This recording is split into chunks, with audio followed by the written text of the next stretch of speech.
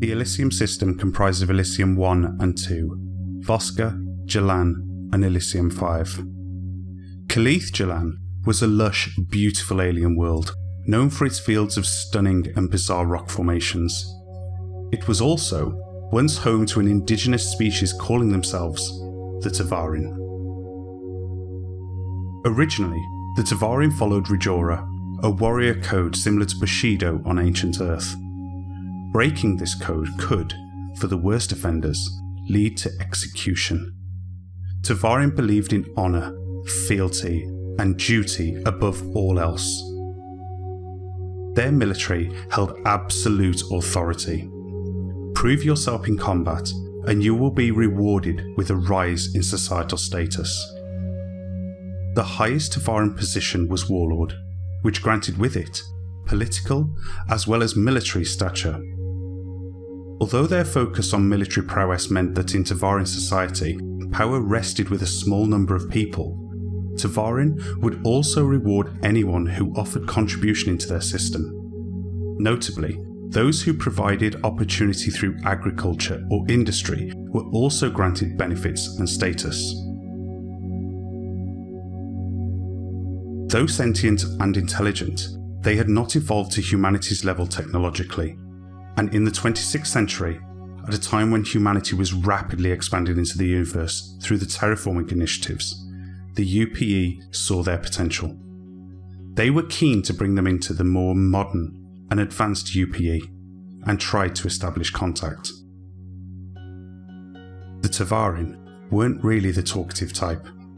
In fact, keen to add to their territory, they themselves had already begun to venture out into the verse and take control of other systems. They saw an opportunity for glory through battle, a chance to obtain human resources, and on the 15th of November 2541, a chance to strike. Humanity's first encounter with the Tevarin was also our first interstellar war. This was the ultimate showcase of their strategic brilliance and endurance, causing the war to last over 4 years. Its now infamous ending, the Battle of Idris IV, signalled the beginning of the end for the Tevarin's indigenous ecosystems. For humanity, the battle was made even more significant, as it introduced the verse to the now infamous Ivar Messa, marking the beginning of his rise to Imperator. After the Tevarin defeat, humanity terraformed the Tevarin systems, renaming their homeland to Elysium 4. The Tevarin sovereignty was dissolved, and almost all Tevarin living there were killed. The remaining Tevarin were either absorbed into the UPE or fled to other systems. Surviving Tevarin spent the next 50 years hiding. They were unimpressed by humanity's dominance of their homeworld Kaleeth, and unbeknown to humanity, they had not taken this defeat lightly. They used this time to rebuild their forces, and were soon poised to attack once again. They emerged in 2603 with a new leader, Warlord Koroth Thal. This time, it wasn't about glory, it was about revenge. Their sole purpose was to reclaim their homeland back from humanity's grasp. A bloody battle ensued for 7 long years, leaving its mark on almost every corner of the United Empire. In 2610, disaster struck for the Tevarin. They had lost over 70% of their fleet, and in this moment they knew they would not emerge from the war victorious. Refusing to abandon their homeworld again, they decided to take a final stand on Elysium 4. In what can only be described as the kamikaze actions of a desperate race, the last believers of the Rijora warrior code flung themselves towards their homeland, burning up in the atmosphere and crashing into the planet. As the sight of the burning ships took over the skies, it was clear for all to see. Koroth Thal and his Tevarin forces had suffered a catastrophic defeat at the hands of Squadron 42.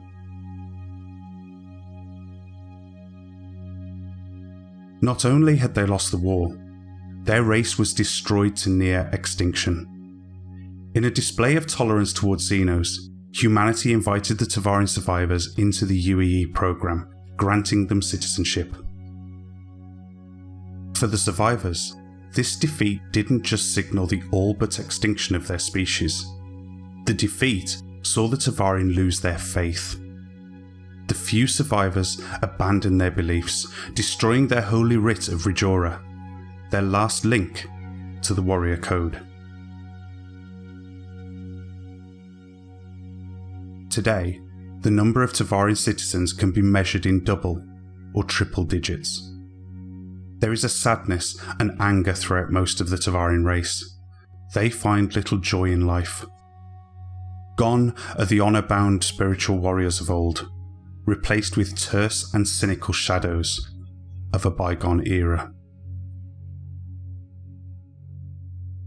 The Tevarin who chose not to use their aggressive nature and violent instinct for the greater good have most often become mercenaries, noted for their ruthlessness and utter lack of fear. There is a nearly culture-wide resentment of the UEE military, and volunteers to join the military to protect the UEE remain incredibly low.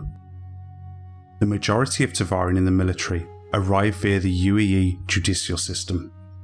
Certain Tevarin criminals are offered a choice: serve your time on quarterdeck, or do a mandated number of tours in a front line. It's possible, though rare, for Tevarin to elevate in rank from these squads into more legitimate branches of the UEE military.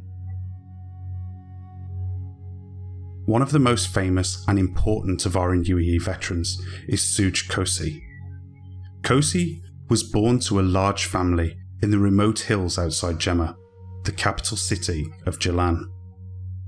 Despite being raised in an area with high criminal activity, he decided to join the UEE army. He was awarded the Medal of Valor and remains an active naval reservist. In 2944, he decided to participate in elections to the UEE Senate, emerging victorious in 2946. The last Tevarin war ended over 300 years ago, and relations are widely positive. Though their assimilation into the UEE has not been a smooth ride, some groups still hold grudges against the Tevarin, particularly a xenophobic hate group known as Nemesis, who are known to deploy themselves during elections to prevent Tevarins from being able to vote freely. But this is not a sign of all of humanity's feelings towards the Tevarin. In fact, there are several groups that are involved in fighting the repression of Tevarin people.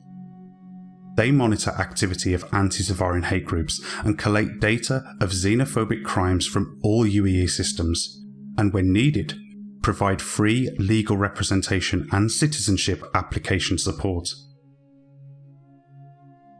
The perfect fusion of two cultures can also be seen in the Asperia Prowler, a medium-sized dropship, a modernised version of the infamous Tevarin armoured personnel carrier.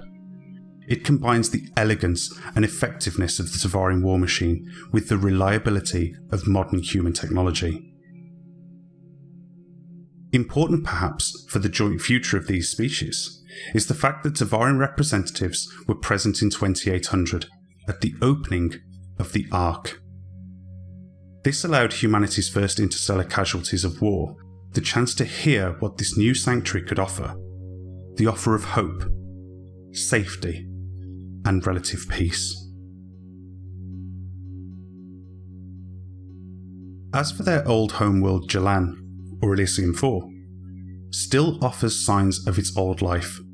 Perched atop a majestic mountaintop, the city, now known as Gemma, has become a perfect summation of Tevarin culture, beauty, precision, and danger.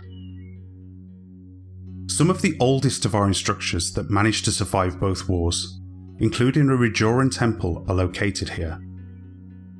Within the temples, you will find no chairs or pews, just large open spaces that were used by the Tevarin to develop their mental and physical abilities for warfare. In 2947, the Tevarin Preservation Society began to revive the practices of Rajora, with the first Lioraj ceremony taking place in the Temple of Rajora in Gemma since 2610. This has stirred controversy within both Tevarin and human society. Over the years, the UAE has tried to maintain as much of the Tevarin architecture as possible, but the elevation and increased air traffic have unfortunately begun to erode the buildings, slowly erasing more and more of Tevarin history.